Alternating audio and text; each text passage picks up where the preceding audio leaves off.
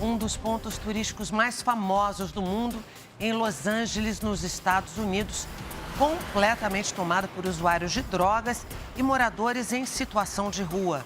E bem perto desse lugar está a Cracolândia americana. Criminalidade em alta. O que deu errado?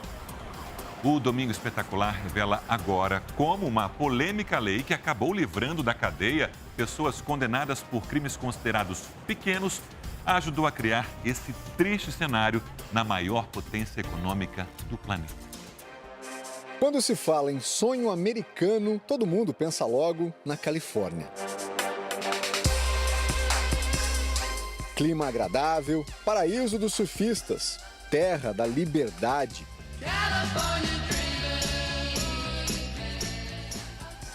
Capital mundial do cinema. Berço das gigantes em tecnologia. Mas como num filme que vai perdendo as cores com o tempo, a Califórnia dourada desbotou. Nos últimos 10 anos, cenas de beleza e prosperidade deram lugar a imagens como estas. Drogas e violência se espalham pelo estado mais populoso do país. A Califórnia tem hoje o maior número de pessoas sem teto dos Estados Unidos. Já são mais de 160 mil. Quase metade de toda essa gente vive nas ruas do condado de Los Angeles, região que reúne 88 cidades. Barracas, tendas improvisadas e carros transformados em casas estão por toda parte. Encontramos pessoas dormindo até nos lugares mais turísticos. Este é, sem dúvida, um dos maiores cartões postais da cidade, um símbolo de Hollywood. Local onde os turistas buscam fotografar o nome das grandes estrelas do cinema. Mas a Calçada da Fama é também um espaço onde, cada vez mais, a gente vê pessoas assim, pedindo todo tipo de ajuda. Esta família brasileira que visita Los Angeles ficou assustada com o que viu. É uma impressão um pouco ruim. Há 14 anos, Jamie leva turistas para conhecer as casas dos famosos e nunca viu tanta gente largada nas ruas. Pergunto se isso afeta o negócio. O guia conta que já tentaram invadir a loja e a van dele. Agora eu mantenho esse taco de beisebol aqui para me defender. A apenas uma quadra da Calçada da Fama, encontramos um acampamento improvisado. A polícia faz revistas frequentes em busca de drogas e produtos roubados. Mesmo se flagrar algum tipo de crime, a maioria das vezes ninguém vai preso. E daqui a pouco você vai entender por quê. Nesta tenda, no centro da cidade, encontramos Esperança, uma imigrante mexicana. Ela tem 8 filhos e nos conta que vive sozinha, nessas condições, desde que foi expulsa de casa pela família há mais de 10 anos. É perigoso porque nunca sabes. Sim, ela sofreu com violência. Sim.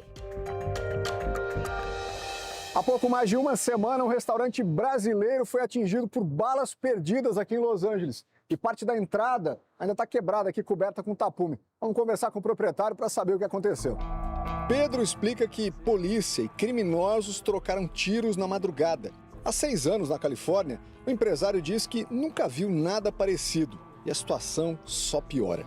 Meu sócio, justamente depois desse incidente, roubaram o carro dele, quebraram o vidro e roubaram, pegaram a mochila dele com um notebook, com documentos, tudo na mesma semana. Los Angeles enfrenta uma epidemia de assaltos no comércio. Foram 800 em apenas um mês.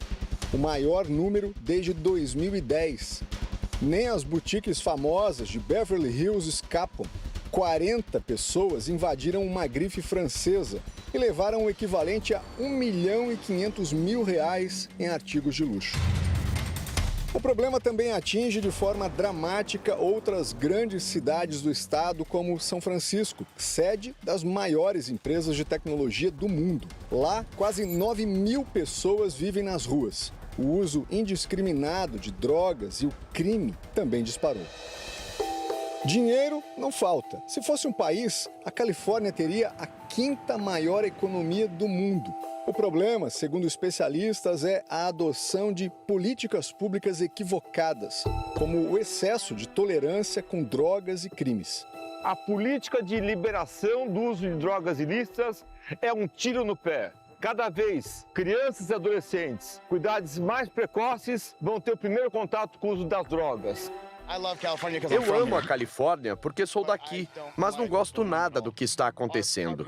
Meus pais idosos não saem mais de casa porque se eles forem assaltados e esfaqueados, os policiais só vão aparecer 2 horas depois.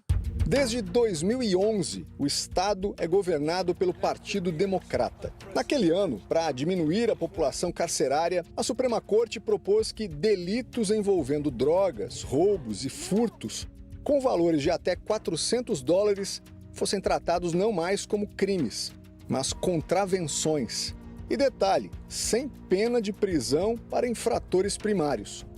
A lei chamada de Proposição 47 hoje só vale para o condado de Los Angeles, mas o valor foi reajustado para $950, cerca de R$4.600.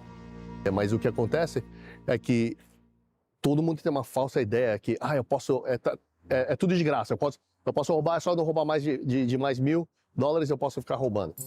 Edwin trabalha como policial aqui há 20 anos e diz que tem muita dificuldade para combater o crime desde que a lei foi aprovada. Esse tipo de crime não acontecia aqui em Califórnia, não era assim. Esse é o problema. Quando as leis não estão funcionando e não tem consequência, quando alguém faz um crime ou comete um crime, não tem como... Está sem controle. A comunidade se sente sem seguro, né?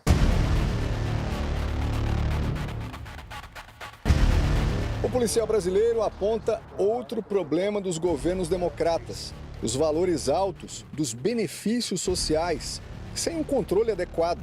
Programas como o auxílio-desemprego, vale alimentação e ajuda financeira a refugiados, por exemplo, podem chegar a quase R$2.000 por mês. Dá um incentivo para as pessoas. Para que eu vou trabalhar? Vou trabalhar só para pagar imposto?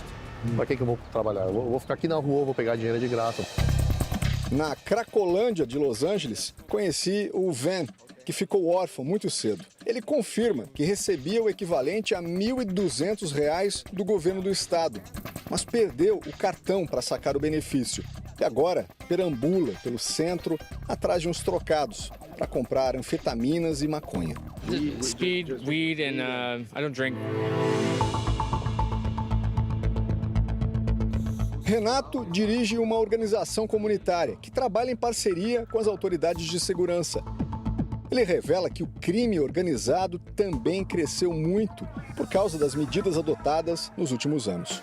A situação que a gente está vivendo na Califórnia vem de um processo político de muitos anos e agora a gente está colhendo resultados. O governo da Califórnia afirma que dobrou o número de agentes em operações contra as drogas e o crime na cidade de São Francisco, que em todo o estado já investiu $30 bilhões em programas de moradias para construir 2,5 milhões de casas até 2030, além da geração de 400 mil empregos nos próximos anos.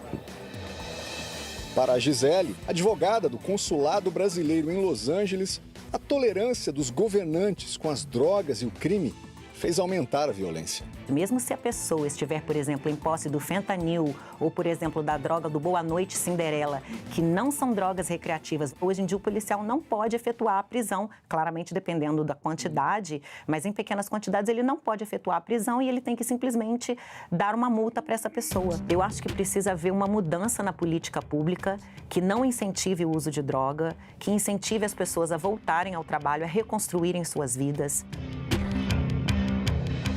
O Brasil, em algumas formas, felizmente, em muitas formas, infelizmente, sempre foi um grande seguidor cultural dos Estados Unidos, né? Ou seja, as coisas primeiro acontecem lá e depois vêm para cá.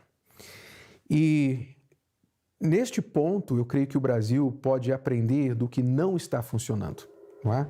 Liberação das drogas não tem funcionado lá nos Estados Unidos. Esta liberdade sem regras, né? A liberdade indiscriminada, não tem funcionado nem em um país que tem todas as condições como os Estados Unidos, que dirá aqui no Brasil. Porque muitas pessoas ouvem a palavra progresso, progressismo e pensam que só tem coisa boa. E às vezes o progresso é um retrocesso, porque se você progride na direção errada, você está regredindo. Então os Estados Unidos têm progredido na direção errada, que tem causado um grande retrocesso social, familiar e até financeiro já está começando a acontecer lá também. Em Los Angeles, um dos focos do problema está numa área enorme, no centro da cidade, conhecida como Skid Row, que tem mais de 50 quarteirões.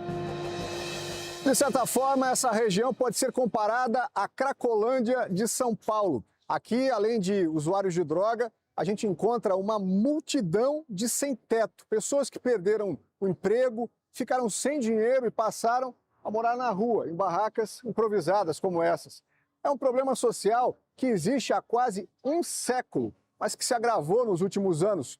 Hoje, a Skid Row é uma das áreas com o maior número de moradores em situação de rua nos Estados Unidos. Estima-se que só aqui circulam mais de 5.000 pessoas por dia. Para ajudar essa população faminta e desamparada, a Igreja Universal promove várias ações sociais. A principal ajuda que nós trazemos, a parte, claro, do alimento físico é espiritual, porque somente através da fé em Deus a pessoa pode sair dessa situação. O Javier foi um que encontrou na fé a força para deixar o crime e as ruas de Los Angeles. Eu entrava nas lojas, roubava pacotes de cerveja e saía correndo. Queria ficar bêbado e drogado para esquecer quem eu era. Hoje, recuperado, ele trabalha como voluntário, ao lado da esposa, que conheceu aqui no projeto da Universal. Vim buscar uma resposta para a minha vida, minha saúde, e aí Deus me colocou no caminho dela, que também vivia nas ruas. Assim como Deus mudou minha vida, Ele também pode mudar a de muitas outras pessoas. Quando a gente fala de fé, a gente não está falando de religião. A gente fala de um poder que está aqui dentro do ser humano, de acreditar em algo maior do que ele. Esta força interior o capacita a vencer qualquer desafio que ele estiver enfrentando. Eu trabalho com a fé, nós trabalhamos aqui no Brasil e também lá nos Estados Unidos com pessoas nesta condição de vícios, em situação de rua, e nós temos visto que quando a fé entra na pessoa, quando ela aceita, quando ela é apresentada uma oportunidade, alguém que crê nela, então a fé pode tirar a pessoa dessa situação.